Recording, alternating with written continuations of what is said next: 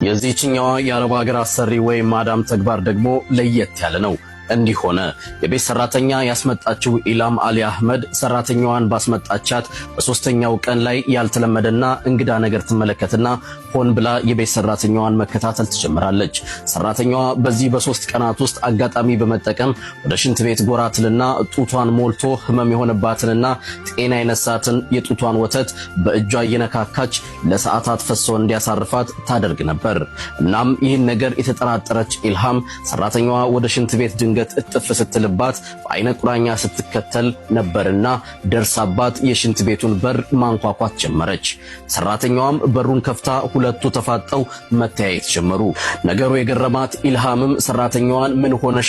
ወደ ሽንት ቤት እየገባሽ ለረጅም ሰዓት ትቆያለሽ ብላ ለስለስ ባለ አንደበት ጥያቄ ስታቀርብላት ሰራተኛዋም እኔ ገና አራስ ነኝ፣ የአንድ ወር ወንድ ልጅ ጡቴን ጠብቶ ሳይጠግብ ነው ወደ አንቺ ጥየው የመጣሁት። እናም ሽንት ቤት እየገባው የምቆየውም ጡቴን ስለሚያመኝ ከዚህ ህመምም የምታገሰው እየሞላ ያስቸገረኝ የጡቴ ወተት ፈሶ ጡቴ ባዶ ሲሆንልኝ ነው በማለት ምላሿን ትሰጣታለች።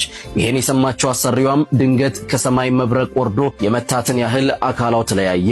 በሐሳብ ባህር ሰምጣ ቀረች። የመሸው ነግቶ ጧት ላይ ከሰራተኛዋ ጋር ተገናኙ። በይ ቦርሳሽን ያዢና ተከተይም በማለት ሰራተኛዋን ካመጣችበት ቢሮ ወሰደቻት። ለቢሮ ኃላፊውም ይህች ልጅ አራስ ልጅ ናት እና ወደ ሀገሯ በአስቸኳይ መልሳት፣ እኔ ጋር ከመጣች ዛሬ ሶስተኛ ቀኗ ነው። የመጣችው በወር በ1000 ሪያል ደሞዝ ነበር። ነገር ግን እኔ አሁን የምሰጥህ የ2 ዓመት ደሞዟንና የአየር ትኬቷን ጭምር ነው።